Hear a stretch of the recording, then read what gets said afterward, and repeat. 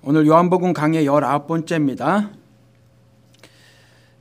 오늘은 아들의 선언이라는 제목을 붙여봤습니다. 우리가 아들 그러면 좀 이따가 말씀을 드리겠지만 아버지보다 권한이 적잖아요. 그렇죠? 권한이 적은 듯해 보이는 이 아들이 도대체 뭐라고 말씀하셨을까? 그것을 오늘은 살펴보겠습니다. 여러분들 지금까지 성경을 읽고 또 다른 신앙 서적들을 보시면서 그리스도께서 이 유대교도들에게, 유대인들이죠. 유대인들은 유대교도죠. 기독교인이 아니에요. 하나님을 신앙한다고 하지만 기독교인이 아니죠. 왜냐하면 그들은 그리스도를 신으로 받아들이지 않으니까. 그리스도를 신으로 받아들이지 않는 사람들은 하나님을 올바르게 신앙하는 사람들이 아니죠. 지금도 기독교인이라고 말을 하지만 사실은 그리스도를 신으로 실제로 신앙의 대상으로 믿지 않는 사람들이 있어요. 여러분들은 다 똑같다고 생각을 하시겠지만 그렇지 않습니다. 기독교계 내에서도 자유주의 신학을 하는 사람들은 예수를 신앙의 대상으로 여기지 않습니다. 예수를 통해서 성부 하나님을 본다고 하죠.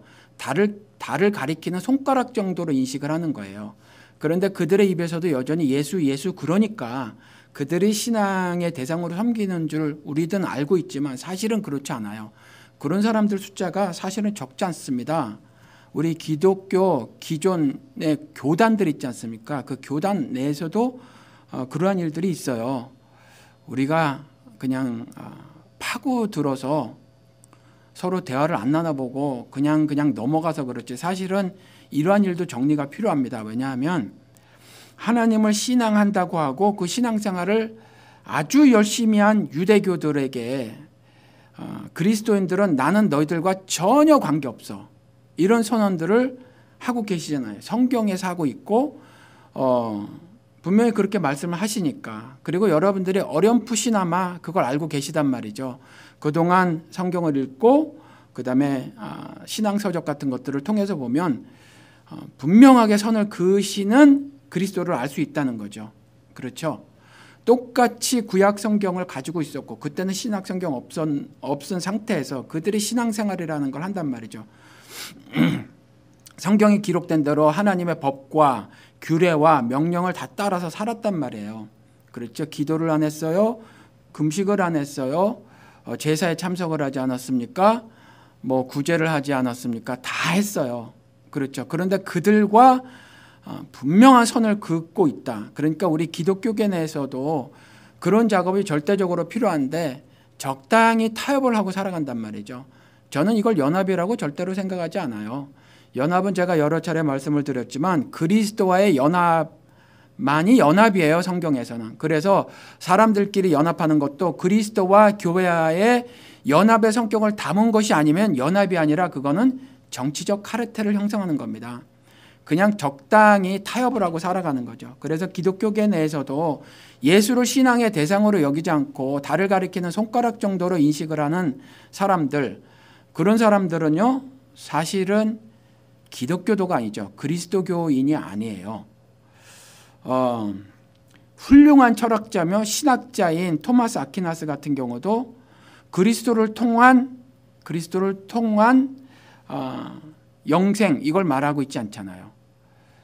그가 제시하는 신앙은 뭐냐면 그가 제시하는 구원은 뭐냐면 하나님을 그저 인식하는 거, 리얼라이즈하는 거, 레코그나이즈하는 거.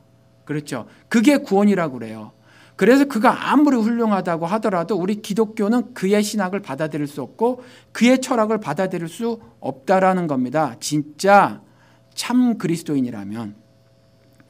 그런데 카톨릭은 그와 같은 신학과 철학을 그들의 교리의 근간으로 삼아요. 그렇죠. 그래서 하나님을 인식하는 것, 그냥 리얼라이즈하는 것, 레코그나이즈하는 것을 구원이라고 하니까 만물에 담아놓은 하나님의 신성과 능력을 캐치하기만 한 사람들, 그런 사람들도 모두 구원받았다고 하니까 굳이 예수를 안 믿어도 되고 타 종교인도 되고 무신론자도 되고 불가지론자도 되고 다 구원을 얻을 수 있다. 그들이 그래서 그렇게 말하는 거예요. 만물에 분명히 하나님께서 자신의 신성과 능력을 담아놨으니까 그것을 통해서 도무지 자신들이 이해가 안 되거나 어렴풋하게 신의 존재가 실제할 수 있어 라고 정도만 인식을 해도, 그리고 그 신이 성경에서 제시하고 있는 I am who I am이라고 말씀하셨던, 그리고 그 이후에 그 I am who I am이 무엇인가, 나는 스스로 있는 자로라 라고 하는 그 말이 무슨 뜻인가를 지속적으로 말씀하시고 있잖아요. 성경이 제시하고 있는 그 신의 개념이 아니어도 상관이 없다는 거죠. 아니어도 그냥 구원을 받는다고 말하는 것이 토마스 아퀴나스의 신학과 철학을 자신들의 교리의 핵심 근간으로 삼아서 그래요, 캐톨릭이. 그런데 우리는 그걸 인정하지 못하지 않습니까? 이와 같이 그리스도는 유대교도들에게 분명한 선을 그셨다라는 거죠. 분명한 선을 그셨어요. 우리도 우리 삶 속에서 유대교도들의 모습을 찾아내야 해요. 그래서 그런 것들이 있으면 버려야 합니다. 그들은 그냥 종교적인 삶을 살은 거죠. 그렇죠. religious life예요. 그들은 크리스천 라이프를 사는 것이 아니라 그냥 어떤 religious life를 사는 거예요. 그게 달라요. 분명히 다릅니다. 예수 그리스도는요, 자신이 분명히 유대교와 상관이 없음을 누누이 밝히고 계시다는 거죠. 누누이 밝히고 계셔요. 왜냐하면 말씀드린 것처럼 그건 하나님을 올바로 신앙하는 것이 아니었기 때문에 그랬습니다. 그 그리스도는요, 그런 유대교도들을 향해서 히포크릿, 위선적이라는 말을 하십니다. 위선적. 우리 성경에는 외식하는 이라는 단어로 바뀌어졌는데 그게 사실은 위선적이란 말이에요. 위선적. 외식하는 자들아, 혹은 뭐 외식하는 행위, 이렇게 말했을 때 그 외식하는이 히포크릿이라는 말이거든요. 마태복음 6장에 가서 보면 마태복음 6장에 가서 보면 2절에 구제할 때에 외식하는 자가 사람에게서 영광을 받으려고 회당과 거리에서 하는 것 같이, 이렇게 말을 하고 있잖아요. 그러니까 이들이 어떤 신앙생활을 해요. 구제라는 신앙생활을 하는데 외식하는 것 같다. 히포크릿, 위선적으로 하는 거다. 이렇게 말을 하고 있다는 거죠. 그래서 선을 그어요. 예수님이 직접 말씀하시는 거죠. 그리고 또 5절에 가서 보면 기도에 대해서 가르치실 때 먼저 이렇게 기도하면 안 될 것임을 말씀하시죠. 이렇게 기도하라 라고 말씀하시기 전에 이렇게 기도하지 말라 라고 말씀하실 때에 뭐라고 말씀하시냐 하면, 기도할 때에 외식하는 자와 같이 하지 말라. 외식하는 자와 같이. 그 외식하는 자가 바로 위선적으로 기도하지 마라. 이 위선적으로 기도한 사람들, 그 실제로 위선적으로 기도하는 것이 어떤 모습인가도 말씀해 놓으신 것이 중언부언하는 것. 그저 양떼기로 막 쏟아내는 기도들 있잖아요. 이런 거라는 거죠. 그저 야외 같은 데서 손잡고 방언으로 소리 높여 기도하는 거, 이런 거 전부 위선적이라는 거예요. 이런 거 하지 말라라는 겁니다. 그렇죠? 기도가 오래 뭐 깊은 기도에 빠진다고 하고 하는 것들 있잖아요. 그거 전부 제가 여러 차례 말씀드렸지만 정신 착란 증세를 보이는 거지 결코 깊은 기도를 하는 게 아니에요. 그러니까 기도라는 거는 아주 분명해야 해요. 밝아야 해요. 대명천지 같아야 된다는 거죠. 명약관화해야 되지 그냥 자기도 모르는 상태에 그저 주절주절 떠드는 건 기도가 아니에요. 그리고 그냥 여러 개 기도 리스트 작성해 놓고 오늘도 그 기도, 내일도 그 기도, 모레도 그 기도 하는 거, 그걸 하나님은 중언부언이라고 한단 말이에요. 그렇죠. 그러니까 기도는 그래야 하는 거예요. 그래서 심지어 방언으로 하는 것조차도, 방언으로 찬송하거나 방언으로 기도하거나 방언으로 말하는 것조차도 기도에 대해서 특별히 고린도전서 14장에 뭐라고 말을 해놨죠? 방언으로 기도하는 건 방언으로 기도하는 자들도 스스로, 그 자들도 무슨 말인지 모른다는 거예요. 네, 제가 방언으로 기도했잖아요. 근데 제가 뭐라고 했는지 모른다는 거예요. 그런데 저도 말씀드린 것처럼 이전에 방언에 능통했다고 했죠. 근데 방언으로 기도하는 것이 대개가 그래요. 그 주로 시읒자 발음을 많이 하거나 아니면 리을 많이 하거나 뭐 이렇게 막 하거든요. 그렇게 하면서 머릿속으로 뭔가 막 뭐를 진행해 나가죠. 연상해 나가요. 이런 건 방언 기도가 아니래요. 왜요? 자기도 모른다고 했으니까 고린도전서 14장에 분명히. 그리고 나서 그렇게 기도한 다음에 그렇게 찬송한 다음에 반드시 하나님께 다시 기도해라. 그 방언을 내가 깨닫게 해주세요라는 기도를 다시 하라는 거예요. 그래서 하나님이 내게 깨달음을 내가 방언으로 한 기도에 깨달음을 주셨으면 그게 올바른 방언 기도예요. 지금 막 하는 방언 기도들 있잖아요. 자기가 하나님을 사랑합니다. 그러고 방언 기도 한다는 거예요. 하나님을 사랑합니다. 그러면 분명하게 하나님을 사랑합니다라는 말로 기도를 하시기 바랍니다. 그리고 하나님의 특별한 목적이 있으세요. 방언은요, 목적이 말씀드린 것처럼 미션에 있어요. 그렇죠? 미션에 있다는 거죠. 그 당시에 뭐 어학원이 있었어요? 뭐가 있었어요? 그러니까 막 외지에 가서 그 나라 말을 뭐 금세 숙지가 되겠냔 말이죠. 그렇죠? 그래서 사도행전 보면 방언이 확산돼 나가는 과정이 보인단 말이에요. 그렇게 하나님이 쓰신 거예요. 그렇게. 그렇죠? 그렇기 때문에 자기도 몰라요. 하나님이 내 입을 주관하셔서, 내 혀를 주관하셔서 그들에게 그렇게 전달시켜 주시고, 그렇죠? 나도 그 뜻을 깨달아야 하고 하나님이 절대 주권적 역사를 듣는 자에게도 하셔서 그들도 이해하게끔 하시는 것이 방언이고 방언 기도라는 거예요. 그러니까 지금 현대에서 벌어지고 있는 한국과 미국에서 벌어지는 모든 방언 기도는 다 가짜입니다. 악령에게 속아서 하는 거예요. 그러니까 이렇게 위선적인 그런 기도들도 하고 행동들을 하게 되는데, 조금 전에 제가 마태복음 6장 말씀을 드렸다라는 거죠. 기도할 때 이와 같이 외식하는 자처럼 하지 마라. 위선적으로 한다는 거예요. 위선적으로. 그렇게 위선적으로 하면 안 돼요. 그리고 또 16절에 6장에 마태복음 6장에 16절에 가서 보면 금식할 때 너희는 외식하는 자들과 같이 하지 말라. 금식 기도도 마찬가지라는 거죠. 금식 기도도. 그러니까 여기서도 우리는 외식하는이라고 번역했지만 금식할 때에 위선적으로 하지 말라라는 거죠. 위선적으로. 그 위선적으로라도 하게 일부러 유도하는 것이 교회 지도자들이에요. 그렇죠. 왜냐하면 정말 하나님 안에서의 참 소망을 갖지 않고 현대교인들이 살아가니까, 그런 거 없이 살아가니까 뭔가 나도 신앙생활이라는 거 하는 것처럼 만족감을 채워주기 위해서 어떤 교회의 행사 같은 거 아니면 교회 일 하나 정해놓고 여러분들이 전부 참여하셔야 합니다. 기도로. 실질적으로 참여하는 것이 아니라 기도로 참여하셔야 합니다. 이 기도로만 참여하는 건 하나님이 절대로 신앙생활로 안 쳐줘요. 좀 이따가 제가 성경을 가져와서 말씀을 드릴게요. 이런 건 신앙이 아니에요. 여러분들 기도로만 참여하는 거, 그래서 중보기도팀 이런 건 하나님이 중보기도팀의 그 중보사역이라고 하는 거 있잖아요. 굉장히 우스워요. 하나님이 그런 거 절대로 신앙생활로 안 받아주셔요.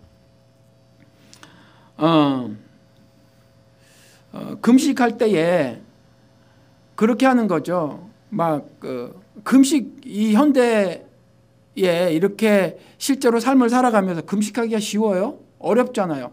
그러니까 함께 금식이라는 것으로 유도시킨단 말이에요.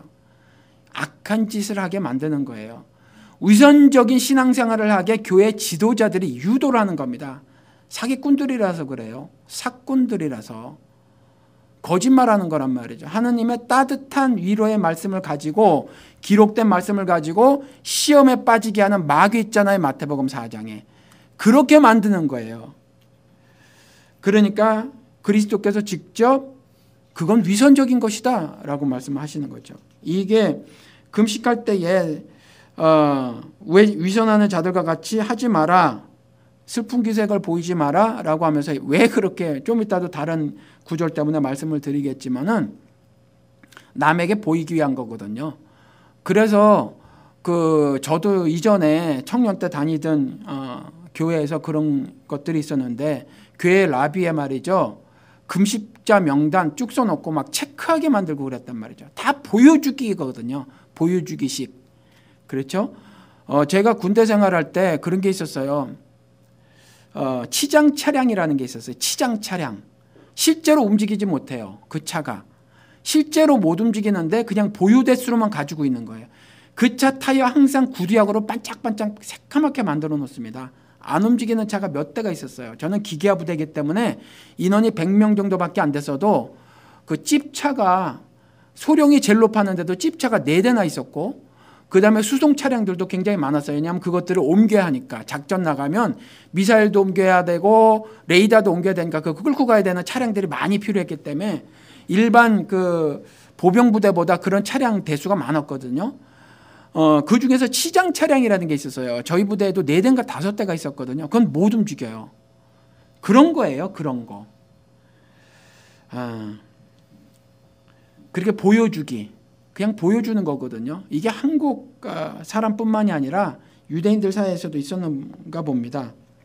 그리고 마태복음 7장에 가서 보면 또 유대인들이 그렇게 살았단 말이죠. 이게 유대인들의 지도자라고 하는 제사장들도 있지만 제사장들이 다 바리새파거든요. 그렇죠. 바리새파예요. 엘리트란 말이죠. 성경 지식이 꽤 있는 사람들이에요. 그렇죠. 그리고 서기관들도 마찬가지고. 그러니까 이들이 전체 유대교인들에게 영향을 미쳐서 지도자가 그만큼 중요한 거예요. 그래서 지도자가 영향을 미쳐서 이 모든 자들이 어떻게 했냐면 위선적인 신앙생활을 했단 말이에요. 위선적인 신앙생활. 오카는 목사님이 그렇게 말씀하시는 그 녹음 그걸 들었는데 뭐라고 말씀하시냐면, 현재 한국교회 문제점은 모두 목사들 책임입니다. 이렇게 막 소리를 치시더라고요. 목사님 책임입니다. 목사들 책임입니다. 목사가 돈을 안 밝히면 교인들이 돈 밝히는 신앙생활이라는 걸 하겠습니까? 목사들이 도덕적으로 바른 모습을 보이면 교인들이 그렇게 도덕적으로 타락하겠습니까? 그러고 피토하시는 음성을 들었어요, 제가. 물론 저는 개인적으로 그분이 물론 오는 사람 어떻게 막느냐 하면서 큰 교회 짓고 한 것은 저는 절대적으로 반대요. 그분도 그것에 신앙적으로 큰 오류를 범한 겁니다, 사실은. 그런데 아무튼 그분이 그렇게 말씀하셨어요. 그런데 저는요, 그렇게 생각을 해요. 저는 제가 목사로서 신앙생활 잘못하는 것들, 그런 행위들, 그건 제 책임이라고 생각을 합니다. 우리 교회 나오셨던 모든 분들이 제 그 설교를 미리미리 듣고 그리고 오신 분이에요. 뭐 어떤 분은 그렇지 않지만 대개의 경우가 배포되어 있는 설교 CD를 들으시다가 오셨는데 어떤 분은 최장 1년 정도를 듣고 오신 분도 계시단 말이에요. 그리고 처음에 다 뭐 여러 가지 그 말들을 쏟아내시죠. 올바른 가르침에 대한 말씀도 하시고, 그리고 저를 띄워주시기도 하시고, 이와 같은 신앙적으로 암흑의 시대에 목사님 같은 분이 뭐 계시니 뭐 이래가면서 뭐 칭찬도 좀 해주시고 이러시다가 결국 원래 모습으로 돌아가시는 분들이 다수시더라. 제가 그걸 본단 말이죠. 결국 그거예요. 정말 믿음은 하나님이 택정한 사람에게만 주시는 건가? 이런 생각이 든단 말이죠. 내가 이성적으로 깨닫는 것 가지고 안 돼요. 믿음은요, 그래서 삶을 변화시킨단 말이죠. 믿음은 온 삶을 변화시키는 건데, 그렇지 않고 내가 가만히 보니까 이전에 듣던 것과 다른 복음의 말씀을 들어서 이것 봐라, 이게 지금까지 내가 알고 있었던 것과 다르네. 물론 다른 그러한 복음을 듣고도 다수가 변하지 않지만 그 중에 이렇게 반응을 보였더라고 하더라도 말이죠. 성경에서 죄라고 말하고 있는 거, 지속적으로 변하지 않고 고집스럽게 짓는 불순종, 이게 죄잖아요. 회개하는 거 오래 참으심으로 다 봐주신다니까요, 하나님께서. 그런데 회개하지 않는 거예요. 말로만 하거나, 그렇죠. 말로만 하는 회개는 회개가 아니에요, 결코. 그래서 삶이 변하지 않는 거죠. 실천에 옮기지 않는 거죠. 그래서 로마서 말씀대로 하나님이 용서하지 않는 그 범죄가 뭐냐 하면 지독스럽게 고집스럽게 짓는 죄들 있잖아요. 그 불순종, 그걸 말씀하고 계시는 거거든요. 그런데 제가 뭐 짧은 목회 경험이지만 살펴보면 결국 거기서 다 넘어지시는 것 같아요. 그래서 그와 같은 행함 있지 않습니까? 우리 교회 왔다가 결국 다시 쓰러지시는 분들, 이분들은 위선적인 신앙생활을 한 거예요. 사실 위선적인 신앙생활. 그래서 쓰러지는 겁니다. 그런데 이런 위선적인 이 지도자들의, 그릇된 지도자들의 잘못된 가르침들, 그래서 이것을 들어서 전혀 변하지 않는 사람들도 문제인데 변하기는 변했다고 쳐요. 그런데 여전히 그 자리에 있는 사람들이 있잖아요. 그래서 저는 이렇게 말씀을 드린다는 거죠. 목회자로서, 목사로서 저는 제 책임입니다. 옥하는 목사처럼, 그렇게 목사님처럼 저는 항상 그렇게 생각을 해요. 우리 교회에 있다가 결국 쓰러지신 분들도 저는 제가 뭐 잘못했지라고 생각을 합니다. 여러분들 아시지만 우리 교회는요, 교인들끼리의 갈등이나 다툼이 별로 없어요. 그리고 저하고도 갈등이나 다툼이 별로 없습니다. 문제가 발생되어진 건 전부 다 그런 문제였어요. 하나님 말씀에 대한 오해, 그리고 그 오해를 신앙으로 알고 끝까지 고집 부리는 거, 그것 때문에 우리 교회에서는 문제가 발생했어요. 사실은. 그래서 저는요, 저 개인적으로는 제 책임이라고 생각을 하고, 옥화는 목사님처럼 저도 제가 제 책임으로 갖겠지만, 그래도 성경의 말씀을 전해드리면 이렇습니다. 누차 말씀을 드렸지만 그리스도께서 심판자로 다시 오실 때는 저에게 책임 안 물으세요. 여러분들에게 물으십니다. 여러분들에게 물으시기 때문에 여러분들이 여러분들의 삶을 책임지셔야 돼요. 하나님께서 하늘 신앙을 부어주셨으면 그것을 내가 받아서 그 믿음으로 내가 살아내야 되는 거예요. 모든 것을 목사에게 책임을 돌리는 건 되지 않는다라는 거죠. 그래서 그런 사람들에게 예수 그리스도께서 말씀하시는 것이 뭐냐면, 이와 같이 잘못된 서기관과 바리새인들의 가르침을 받은 전체 유대 교도들이 자신들의 이와 같은 그릇된 신앙생활을 알지 못한 채 뭐 손 안 씻고 밥 먹었어요, 뭐 이런 것들 가지고 그 옆에 있는 형제들에게 네 눈 속에는 내가 티를 뽑아내야 돼라고 하면서 잘못을 지적한단 말이죠. 그렇죠? 밥 먹을 때 손 좀 씻고 먹느냐 말고 먹느냐, 뭐 이 정도 가지고 뭐 급해서 말이죠. 뭐 예를 들어서 아기가 있는데, 아기를 낳는데 아기가 잠시 한눈 판 사이에 뭐 쫄래쫄래 저기까지 나갔단 말이에요. 그렇죠? 나갔는데 뭐 애가 예를 들어서 래시가 있다고 쳐요. 그러면 빨리 걔를 씻겨줘야 되는데 저만치 갔어요. 그럼 빨리 손수건에 물이라도 묻혀가지고 가서 닦아줘야 된단 말이죠. 그런데 율법은 물건을 들고 집 밖으로 못 나가게 하니까, 만약에 나갔으면, 그렇죠? 나갔으면 그것도 범죄라고 지적질을 하더라. 그랬을 때 그와 같은 행함을 위선적인 것이다 라고 말씀을 하고 계시다라는 거죠. 그러니까 겨우 그 정도의 신앙생활을 한 거예요. 사실 이들이 하나님의 율법과 규례를 가지고 그 정도 신앙생활을 한 거죠. 그리고 마태복음 15장에 가서도 정말 신앙생활을 열심히 했습니다. 난 하나님을 열심히 신앙생활을 했습니다. 그러다 보니까 하나님께 내가 최선을 다해서 11조에 감사해 생일헌금에 별의별 항목에 헌금을 하고 났더니 가족을 돌볼 돈이 모자라네요. 실제로 품성은 부처님 가운데 토막 같은 목사님, 형님 같으신 그분이 그런 말씀 하셨다니까요. 정말 살기 힘든 어떤 여자 집사님에게, 혼자 사시는 여자 집사님에게 갈라 쓰셔서 이혼하셔서 혼자 사시는 여자 집사님에게 꼬소라도 11조 해야 합니다. 이렇게 말씀하셨어요. 꼬소라도 11조를 해야 합니다. 이전에, 지금도 많이 그런데 이와 같이 11조를 얼마나 강조했는지 몰라요. 얼마나. 그렇죠. 그러다 보니까 꼬소라도 해야 되니까, 그러면 먹고 살 게 없잖아요.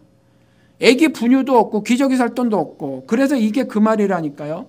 하나님께 드렸더니 부모님께 드릴 게 없습니다 라고 말했을 때 예수님께서 이 위선적인 자들아, 하나님께 드렸다고 해서 부모님께 드릴 게 없다라고 하는 것은 신앙생활이 아니야 라고 말씀을 하면서 그것은 위선적이다, 위선적인 종교생활을 하는 것이다, 이렇게 말씀을 하는데, 이전에 아시죠? 가정생활 다 파괴하면서 전도한다 그러고 뭐 이런 것들 있잖아요.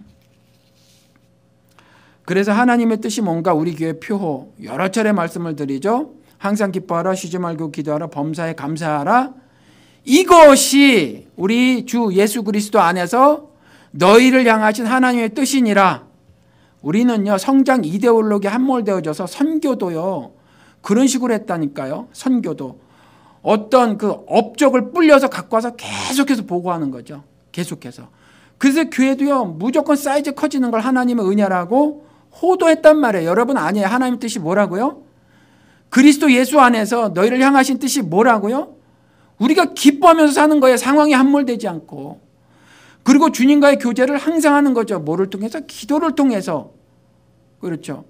그리고 나니까 주님께서 주시는 새 힘으로 그렇게 기뻐하게 사는 거죠. 그리고 그러다 보니까 맞닥뜨리는 모든 일에 주시는 이도 저분이시고 거두시는 이도 저분이시라는 마음속 깊은 곳에서 나오는 고백으로 말미암아 감사하게 된다라는 거죠. 그것이 우리를 향하신 하나님 뜻이에요. 그렇게 살 수 있게 되기를 하나님이 바라시는 거죠. 그렇죠.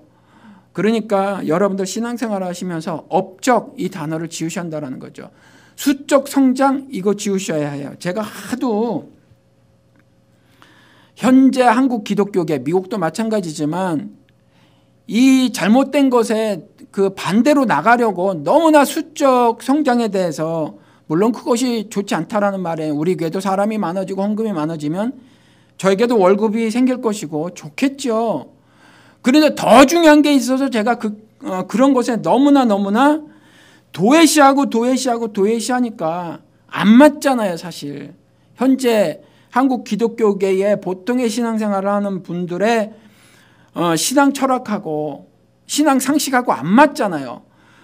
그러니까 자꾸 쓸쓸해지고 의기소침해지고 주님 안에서의 바른 신앙생활을 못하고 기뻐하지도 못하고 감사하지도 못하고 기도도 제대로 못하고 그러고 살아가시는 경우가 있는데, 여러분 그러시지 말아야 해요.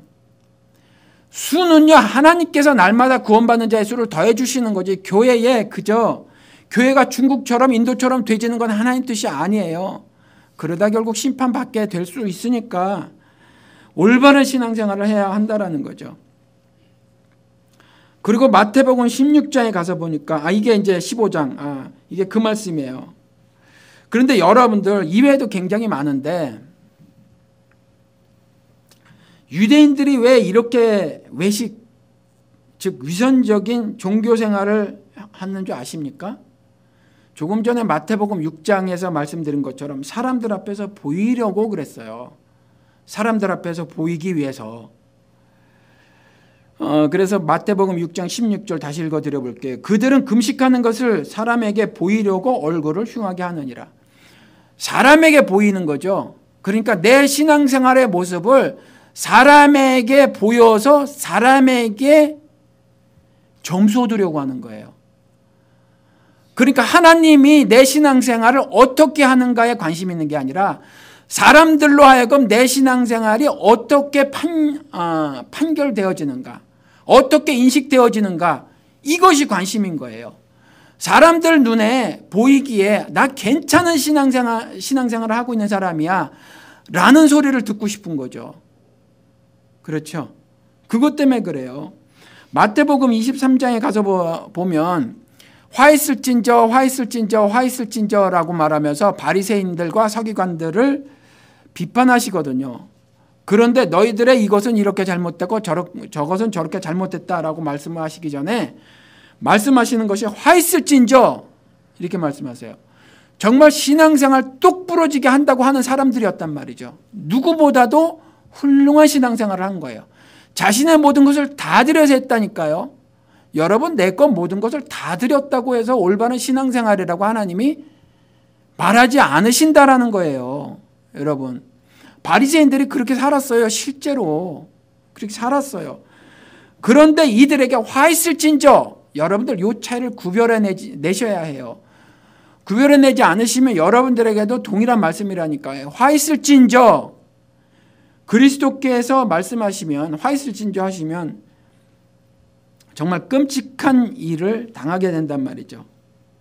23장에 가서 보면 5절, 6절, 7절 읽어드릴게요. 그들이 모든 행위를 사람에게 보이고자 하나니, 곧 여기까지만 먼저 읽어드릴게요. 그들이 모든 행위를 사람에게 보이고자 하나니. 그러니까 여기서도 보이고자 하더라라는 거죠. 보이고자.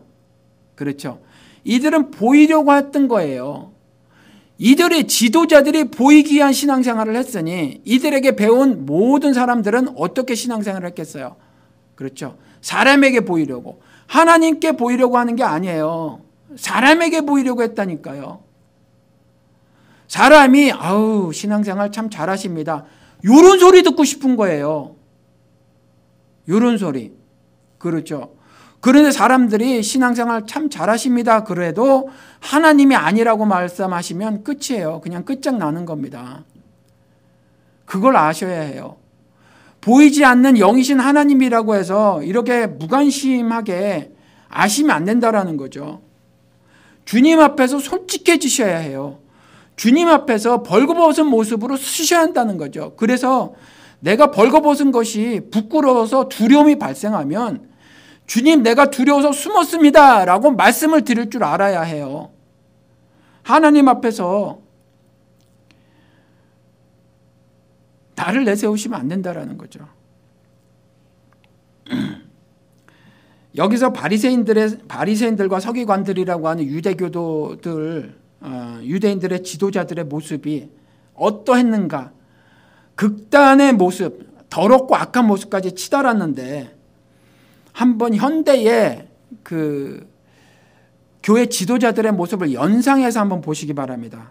그리스도께서 이때 이렇게 말씀하셨어요. 마태복음 23장 5절, 6절, 7절에 이 바리새인과 서기관들아 화가 있을지로다 라고 말씀하시면서 그들은 모든 행위를 사람에게 보이고자 하나니 곧 그 경문띠를 넓게 하여 옷수를 길게 하고 잔치의 윗자리와 회당의 높은 자리와 시장에서 문안받는 것과 사람에게 랍비라 칭함받는 것을 좋아하느니라.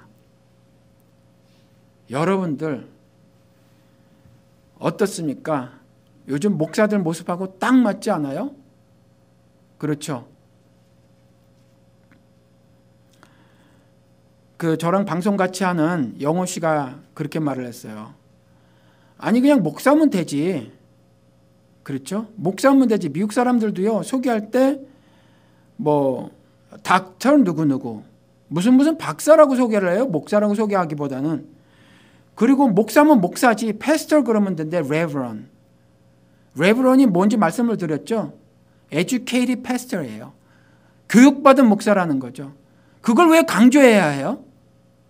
패스터는 패스터지. 미국 사람들 레버런이라고 꼭 붙이죠. 그 앞에. 그리고 어떤 한국 목사님들은요.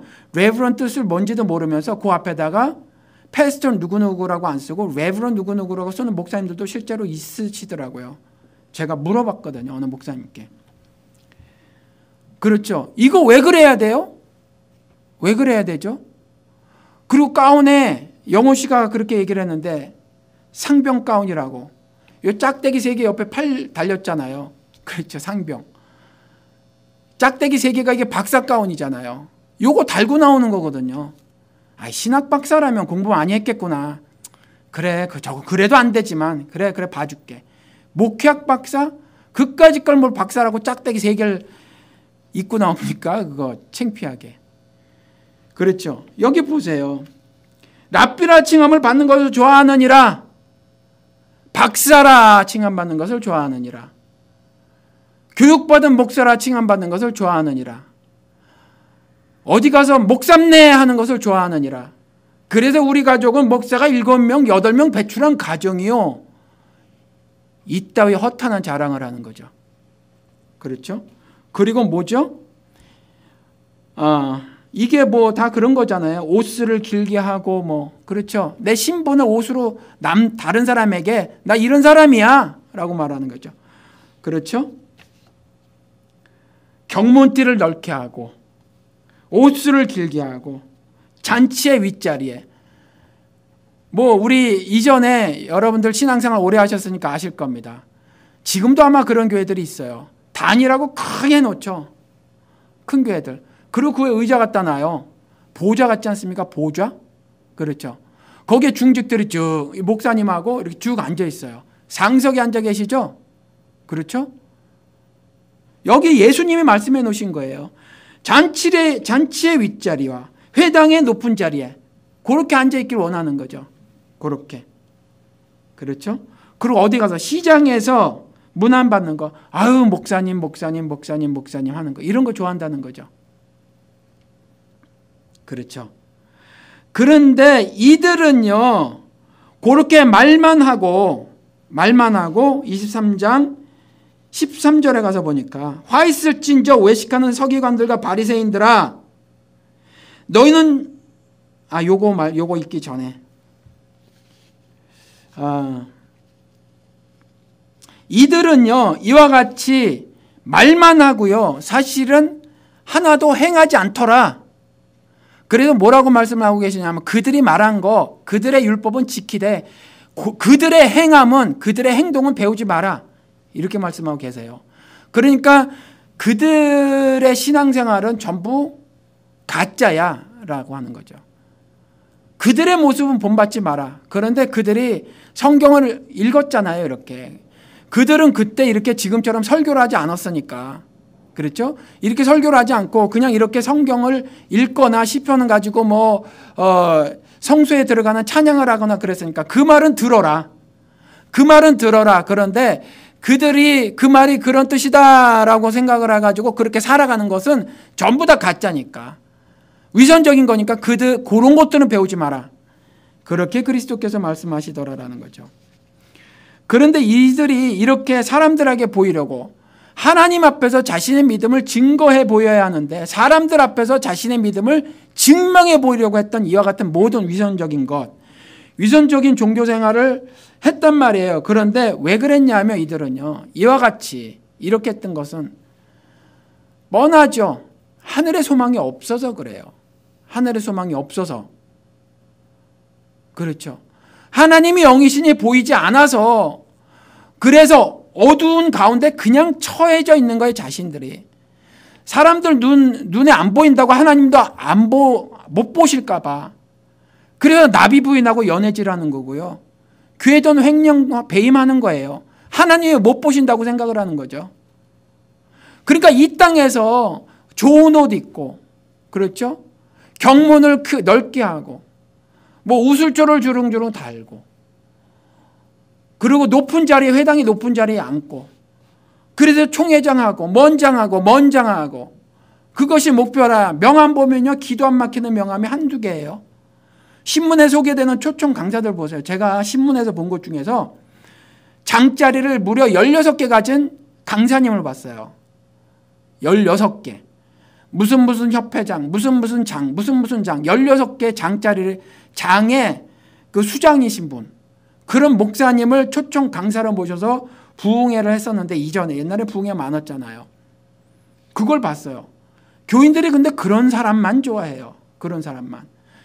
그러니까 그런 사람만 좋아하는 유대인들, 이와 같이 서기관들과 바리새인들 있잖아요. 화 있을진저 라고 말했던 그 사람들, 이와 같이 회당의 높은 자리에 앉아서 나의 신앙적인 업적이 이와 같다라고 하면서 사람들에게 자신의 신앙을 증명해 보였던 이 사람들을 좋아했던 모든 유대인들처럼 작금의 기독교인들도 그런 사람들만 좋아하는데, 이런 사람들에게 하나님이 뭐라고 말씀하시냐 하면 이 외식하는 자들아, 이 위선적인 자들아, 이렇게 말씀하신단 말이에요. 왜 하나님을 생각하지 않아요? 하나님이 안 보인다고 하나님이 나를 안 보고 계시나요? 그렇지 않잖아요. 왜 죄를 고집스럽게 지시냔 말이에요. 잘못하면 한도뼈 쳐주세요. 내가 절뚝발이로 살더라도 영생을 소망합니다. 그래야 되잖아요. 내 가산을 다 팔아서 예수 그리스도 발 앞에 가져오더라도 영생을 누리길 원합니다. 그래야 되잖아요. 손이 잘못하면 손목 끊어내고 눈이 잘못하면 눈알을 파버려서라도 나가 영생을 얻기를 소원합니다. 그래야 하잖아요. 이 땅에서 가진 거 내가 벌었기 때문에 내 노고 때문에 내가 가졌다라고 생각하니까 못 꺼내는 거예요. 그래서 힘을 다하지 못하는 거고 뜻을 다하지 못하는 거고 정성을 다하지 못하는 겁니다. 그런데 힘을 다하지 못하고 뜻을 다하지 못하고 정성을 다하지 못하면 하나님이 신앙 안 쳐줘요. 신앙으로. 그래서 어느 것은 중히 여기고 즉 하나님, 어느 것은 경히 여기고 이렇게 돼버린다는 거죠. 중히 여기고 경히 여기게 되면 안 돼요. 그냥 중히 여기기만 돼야 돼요. 그러니까 요만큼 또 파고 들어오면 안 된다라는 거거든요. 그래서 다 하고 그래서 말씀드리는 거예요. 그래서 하나님 앞에서 내 거가 있어서 아까우십니까? 목숨이 아까우세요. 그래서 어차피 늙어지면 죽을 게 목숨이 아까우신 겁니까? 아니면 건강이 아까우신 거예요. 재물이 아까우신 겁니까?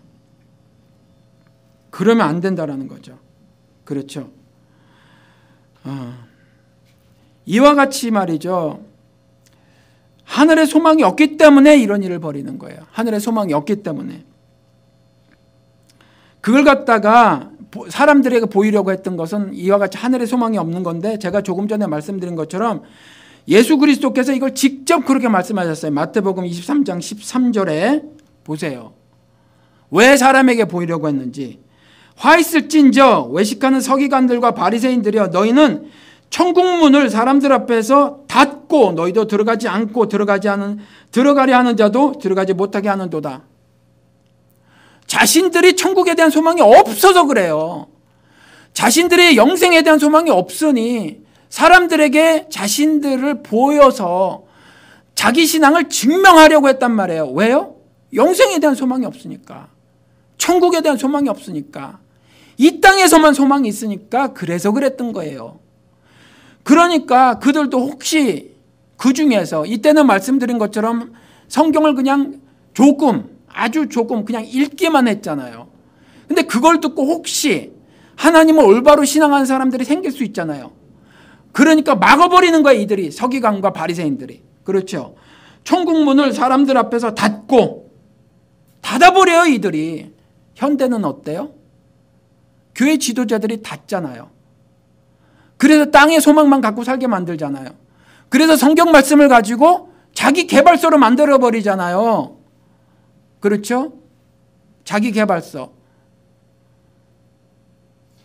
그렇게 만들어버린다니까요. 온통 예수 그리스도 손에 무엇이 들려있나만 관심 쏟게 만들어요. 제가 지난주 방송에서 그랬어요. 여러분들 방송 들으시는지 모르겠지만 제가 제일 처음에 교회를 간 것이 아주 어렸을 적인데 교회가 아니라 전도관이었었어요. 박무식갱이라고 하는 이단. 그렇죠? 근데 왜 갔냐 하면 캔디를 준다고 그래서 갔어요. 어렸을 적에. 제가 몇 살인지도 기억이 안 나니까 굉장히 어렸을 때란 말이죠. 사탕을 준다고 그래서 갔어요. 이전에 뭐 여러분들도 아시지만 사탕 하나하나 이렇게 껍질 따로따로 개별적으로 싼 캔디보다 그냥 이렇게 큰 통에 눈깔 사탕이라고 그거 막 팔고 그랬잖아요. 어느 아저씨는 집게로 집어주지만 어느 아저씨는 더러운 손으로 막 집어줘도 그냥 먹었잖아요. 우리가. 그렇죠. 그거 하나 먹고 싶었잖아요. 단 거를 별로 못 먹었으니까 설탕 집에 있는 거 한 숟가락씩 퍼먹고 그러고 살았잖아요. 그렇죠. 얼마나 맛있었어요. 설탕 퍼먹으면. 그런데 캔디를 공짜로 준다고 하니까 교회를 가죠. 그 어린 심정에. 그런데 교회를 가면 그 전도관을 갔는데 문을 잠갔어요. 이 사람들이. 그리고 막 북치고 노래하게 하고 2시간 3시간 있다가 끝나면 사탕 줬어요. 끝나면. 근데 그거 먹고 싶어서 또 가고 그랬단 말이죠. 똑같아요. 교회 오면서 예수 손에 뭐가 들려있는가 그거 받으려고 온단 말이죠. 그거 받으려고. 이단이에요. 사입이에요. 그거 하나님께서 주십니다. 여러분 아세요? 하나님께서 여러분들을 사랑하셔서 여러분들이 궁핍에 처해지시면 사랑의 하나님께서 절대로 눈뜨고 못 보시죠. 풍성하신 하나님께서 다 주실 거예요. 제가 전도관에 캔디바라고 간 거랑 똑같이 교회를 그렇게 다니시는 분들이 계시더라. 왜 그래요? 그렇게 들어서 그래요. 십자가의 도는 모르고 캔디도만 아는 거죠. 캔디도. 그렇죠. 그러니까 이 현대판 서기관들과 바리새인들이 자기도 안 들어가고 관심이 없으니까. 그리고 사람들로 하여금 들어가지 못하도록, 그렇죠. 그 사람들 앞에서 문을 닫아버리고, 천국 문을 닫아버리고, 너희도 들어가지 않고, 그 지도자라고 하는 자들, 너희도 들어가지 않고 들어가려 하는 자들도 못 들어가게 하는 도다. 그 사람들의 특징이 뭐라고요? 사람들에게 보이려는 종교 생활을 하더라라는 거죠. 영생의 소망이 없으니까 사람들에게 내 신앙을 증명하려고 한단 말이에요. 그래서 세계적인 주의 종 따위에 비신앙적인, 비성경적인 말들을 마구 하는 거죠. 그렇죠? 여러분들 빌립보서에 가보면 3장 20절 21절에 이렇게 기록을 하고 있습니다. 오직 우리의 시민권은 하늘에 있는지라 거기로서 구원하는 자 곧 주 예수 그리스도를 기다리나니 그가 만물을 자기에게 복종케 하실 수 있는 자의 역사로 우리의 낮은 몸을 자기의 영광의 몸의 형체와 같이 변하게 하시리라. 아유, 말이 어려워요. 말이 어렵죠. 좀 한국 성경도 쉽게 좀 했으면 좋겠어요. 앞으로 좀 쉬운 성경 같은 거를 제가 좀 가져와서 읽어야 될 것 같아요. 우리의 시민권은요, 천국에 있답니다. 여러분 믿고 사십니까? 미국 시민은요, 미국 법을 지키고 살죠. 천국 시민은요, 천국 법을 지키고 사는 거예요. 하나님의 법, 하나님의 규례, 하나님의 명령을 지키고 사는 거죠. 세상의 법이 아무리 강하고 그래서 지키기를 요구한다고 해도 만약에 그것이 하나님의 법의 정신, 규례에 담긴 사랑, 명령에 담긴 예를 들어서 도덕과 윤리를 담아내고 있지 않은 것이라면 우리는 저항해야 해요. 그 세상 법에. 그렇죠. 왜요? 우리는 천국 시민이니까. 천국 시민이니까. 우리의 시민권은 하늘에 있어요, 여러분들. 이 땅에 있는 게 아니에요. 이 땅에 있는 것이.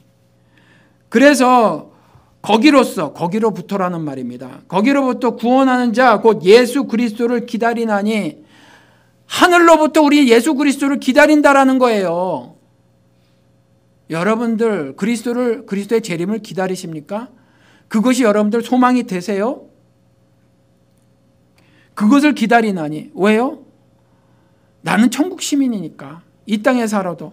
그래서 아마 제가 골백 번도 더 강조를 했을 거예요. 영생은 언제부터 산다고요?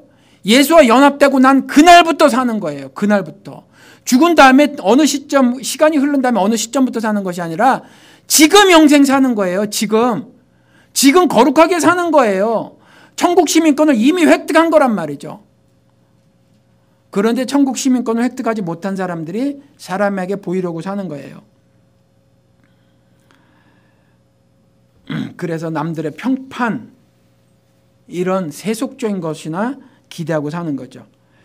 그래서 21절에 또 가서 보면 그가 만물을 자기에게 복종케 하실 수 있는 자의 역사로, 그렇죠. 그분은 그와 같은 권세를 가지신 분이죠. 만물을 자기에게 복종케 하실 수 있는 그분이라는 거죠. 그분이 그와 같은 구원의 역사로 그 능력을 보이심으로 인해서 우리의 낮은 몸을 자기의 영광의 몸의 형체와 같이 변하게 하시리라. 그렇죠.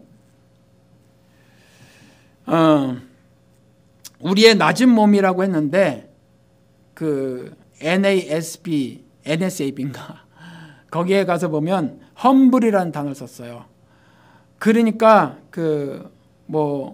이게 좋은 뜻으로는 겸손하다라는 뜻도 있지만 조금 부정적인 뜻으로는 예를 들어서 부끄러운 이런 뜻도 있잖아요.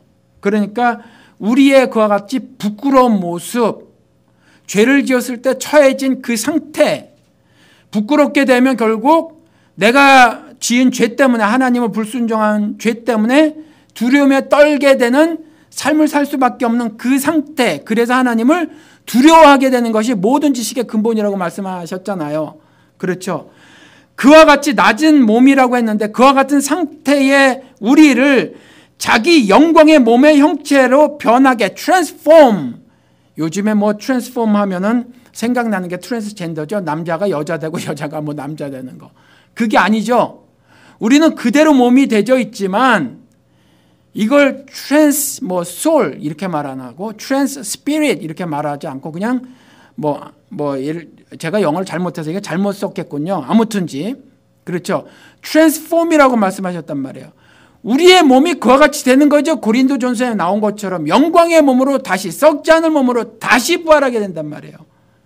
천국 시민권을 가진 우리들은 그렇죠. 그러니까 구원하심이 누구에게 있다고요? 계시록 말씀에 보좌에 앉으신 하나님과 어린 양이신 그리스도께 있도다 이렇게 말하잖아요. 계시록에. 그렇죠. 여러분들 이런 것들이 소원이 되십니까? 이 말씀을 아들이신 그리스도가 하시는 거예요. 아들이신 그리스도가. 그래서 오늘 그 말씀의 마지막이 잠깐만요. 제가 적어가지고 오고도 24절 가서 보면은 내가 진실로 너희에게 이르노니 내 말을 듣고 또 나 보내신 이를 믿는 자는 영생을 받았고 심판에 이르지 아니하나니 사망에서 생명으로 옮겼느니라. 그렇죠. 이게 아들의 선언이라는 거예요. 이게 아들의 선언. 나는 아무것도 스스로 수 없는 자로라라고 고백을 하고 나서도 또 이와 같이 말씀하신단 말이죠. 하나님께서 항상 하신 것처럼 나도 하나님이 항상 하신 것을 나도 행하노라 라고 말씀을 하시고, 그런데 유대인들이 그리스도를 보고 뭐라고 했죠? 저자가 안식일날 하지 못할 짓을 하는도다. 신으로 인정하지 않으니까, 안식일의 주인이시라고 인정을 하지 않으니까 그와 같은 고발을 하는 거죠. 그리고 스스로 자기가 하나님의 아들이라고 하면서 자기를 신으로 하나님과 동등함으로 여겨버리더라라고 고발을 하잖아요. 그렇죠. 그렇게 말한단 말이에요. 그때 하나님이, 예수 그리스도가 이렇게 말하는 거예요. 그래, 그 너희들이 알고 있는 그 하나님이 나야. 그분과 나는 하나야. 그분이 나고 내가 그분이야. 그래서 그분이 이 땅에 이렇게 온 거야. 너희들이 보고 있는 인자 내가 바로 그 하나님이야 라고 말을 하고 있는 거예요. 그래서 이렇게 말하는 거죠. 진실로 너에게 이르노니 내 말을 듣고 또 나 보내신 이를 믿는 자는 영생을 얻었고 심판에 이르지 아니하나니 사망에서 생명으로 옮겼느니라. 이게 아들의 선언이에요.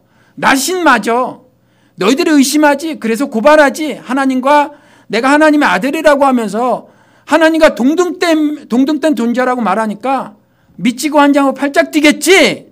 근데 나 신마저 이렇게 말하는 거예요. 나 신마저. 요즘에 그래서 제가 초반에 말씀드린 거예요. 예수 그리스도를 아들이란 표현 때문에 신으로 인정하지 않아요. 대표적인 집단이 어디라고요? 여호와 증인. 여호와 증인은 우리 기독교계에서 이단으로 쳐놨지만 기독교계 내에서 없나요? 기독교계 내에서 자유주의 신학하는 사람들 있잖아요. 이 사람들이, 많은 사람들이 그렇게 생각을 해요. 예수가 어떤 사람이라고요? 훌륭하신 분. 어떤 사람이라고요? 혁명가. 어떤 사람이라고요? 모범적인 삶을, 인류 역사상 가장 모범적인 삶을 살다 가신 분. 그래서 본받을 점이 많이 있으신 분. 그리고 그분을 프리즘으로 해서 정작 신은 딱 한 분밖에 없는데 하나님을 바라볼 수 있다. 이렇게 말하는 기독교인들이 많이 있어요. 그 사람들 구별해낼 줄 알아야 해요. 우리가 그리스도께서 유대교들을 구분하듯이. 그렇죠. 그래서 나 신마저 라고 말씀하시는 것이 아들의 선언이라는 거죠. 그리고 그가 우리를 위해서 십자가에 그와 같이 처절하게 못 박혀 죽으셨다라는 겁니다. 이것을 어떤 슬픈 사건으로 보셔야 될 것이 아니라 그 의미를 아셔야 해요.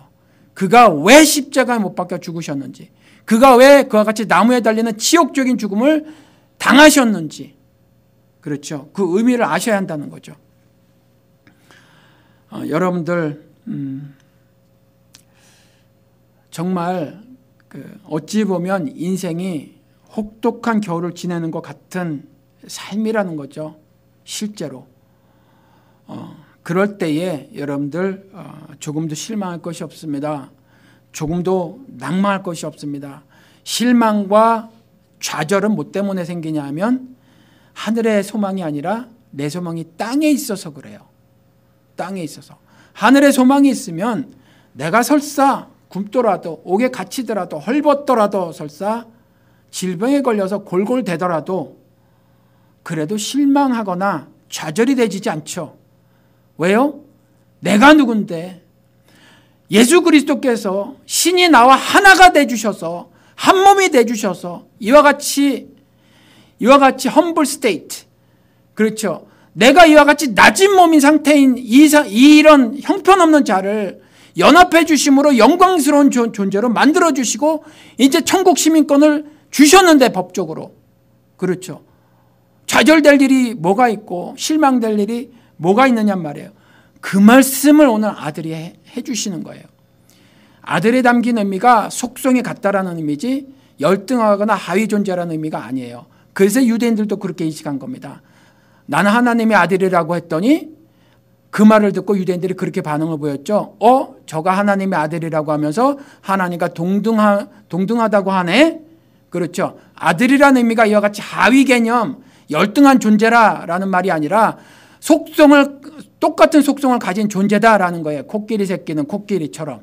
그렇죠. 신의 아들은 신이다라는 말입니다. 그 신께서 오늘 선언해 주시는 거예요.